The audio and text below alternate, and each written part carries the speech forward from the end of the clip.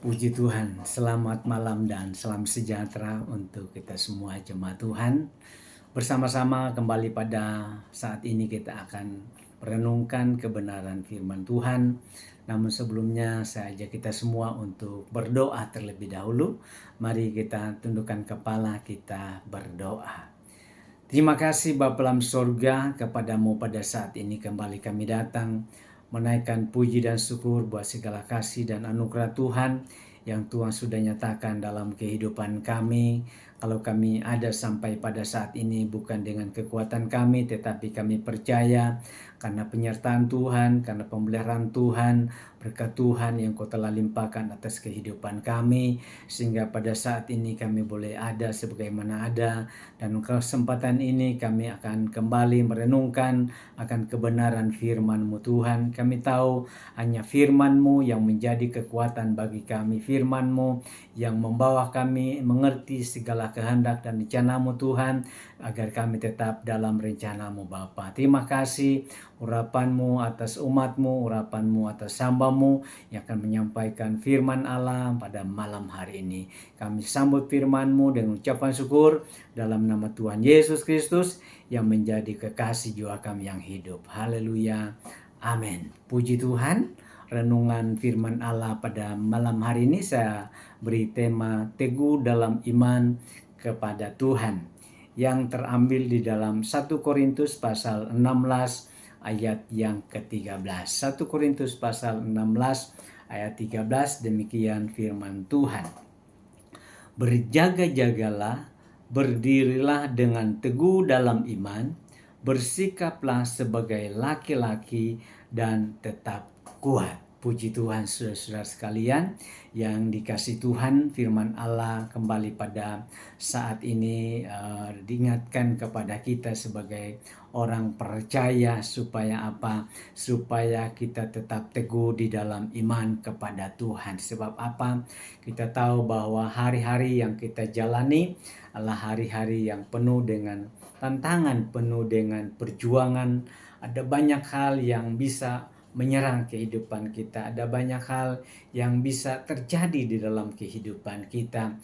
Tetapi melalui firman Allah pada saat ini mengingatkan kepada kita semua supaya apa? Supaya kita tetap teguh di dalam iman kepada Tuhan. Dan ayat ini tidak hanya disampaikan oleh Rasul Paulus kepada jemaat yang ada di Korintus, tetapi bagi kita yang ada, yang pada saat malam hari ini boleh bersama-sama kita mendengar dan merenungkan firman Allah.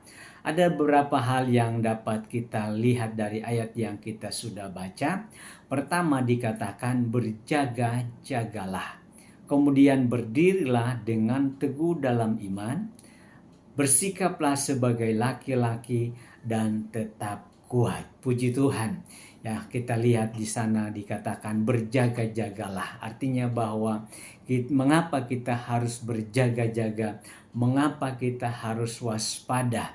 Sebab apa? Kita seringkali diperhadapkan dengan banyak hal di dalam kehidupan kita yang seringkali kita tidak tahu, mudah mengancam, mudah menyerang kehidupan kita. Tetapi kalau kita selalu berjaga-jaga, maka tentunya ketika hal itu datang, ketika hal itu terjadi, tidak membuat kita menjadi lemah, tetapi kita akan tetap kuat. Karena itu kita harus berjaga-jaga, sebab ada banyak hal yang menyerang kehidupan kita, terlebih dalam iman kita kepada Tuhan. Itu sebabnya kita harus berjaga-jaga, kita harus berwaspada, sebab seringkali ada banyak tantangan, ada banyak seringkali kejahatan yang juga mengancam kehidupan kita, mengancam iman kita. Kalau kita tidak berjaga-jaga, kalau kita tidak berwaspada, maka seringkali akan datang dalam kehidupan kita.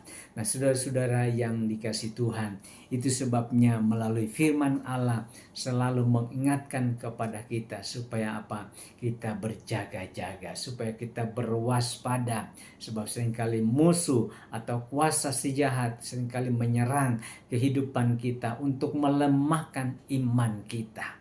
tetapi melalui firman Allah yang pada saat ini kita kembali diingatkan untuk tetap berjaga-jaga di dalam iman kita kepada Tuhan. Selanjutnya dikatakan, berdirilah dengan teguh dalam iman. Jadi kita harus tetap berdiri teguh dalam iman, tidak mau digeser, jangan mau digoyahkan dengan apapun. Ya, seringkali kuasa iblis, kuasa si jahat seringkali mau berusaha untuk menggeser iman kita, menggoyahkan iman kita.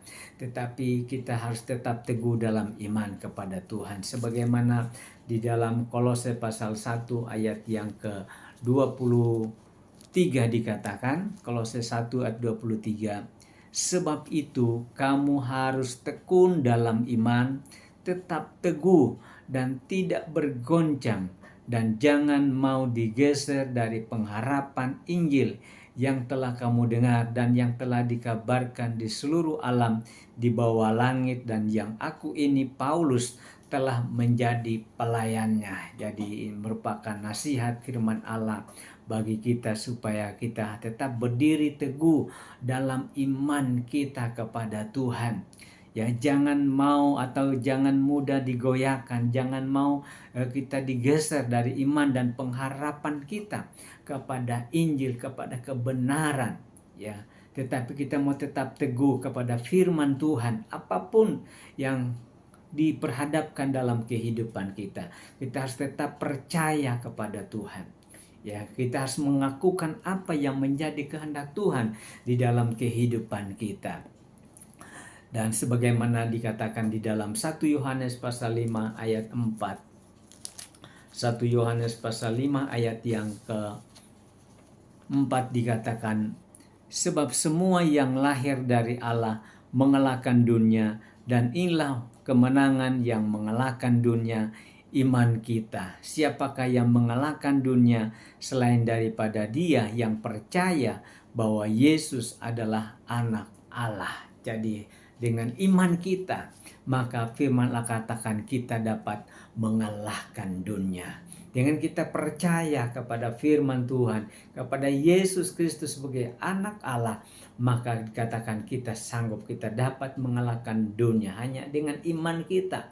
Karena itu kita harus tetap teguh dalam iman kepada Yesus. Saudara-saudara yang dikasihi Tuhan, selanjutnya yang ketiga dikatakan, bersikaplah sebagai laki-laki. Bersikaplah sebagai laki-laki. Nah, inilah yang harus ada di dalam kehidupan kita. Bersikap sebagai laki-laki bukan berarti kita harus menjadi seperti laki-laki, tetapi dalam arti kita harus kuat, kita harus dewasa, kita harus penuh dengan hikmat dan bijaksana, sehingga apapun yang diperhadapkan dalam kehidupan kita, kita dapat mengatasi, kita dapat menyelesaikan segala masalah dan persoalan yang diperhadapkan kepada kita. Sebabnya kita harus tetap bersikap sebagai laki-laki yang tetap kuat, yang gagah perkasa, tidak akan takut apapun yang diperhadapkan dalam kehidupan kita.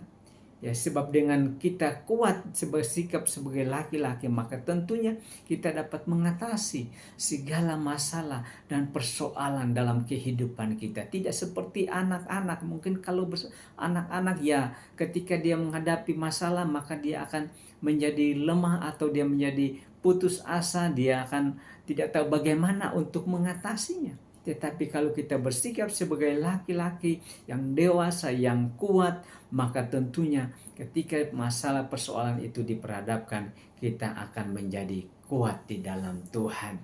Kemudian yang keempat adalah tetap kuat, ya, tetap kuat di dalam Tuhan. Nah, inilah yang tentunya harus ada di dalam kehidupan kita sebagai orang yang percaya kepada Tuhan.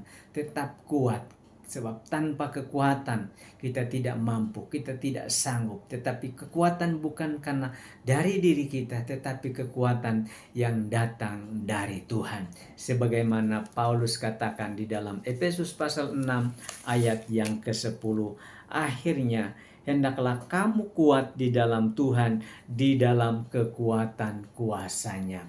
Jadi kita harus kuat di dalam Tuhan, di dalam kekuatan kuasa-Nya. Bukan kekuatan kita sendiri, bukan kekuatan yang bersumber atau datang dari dunia, tetapi kekuatan yang bersumber dari Tuhan. Kalau kita mengandalkan Tuhan, Tuhan menjadi kekuatan kita, maka kita seperti Rasul Paulus berkata, segala perkara dapat kutanggung di dalam Dia yang memberikan kekuatan kepadaku.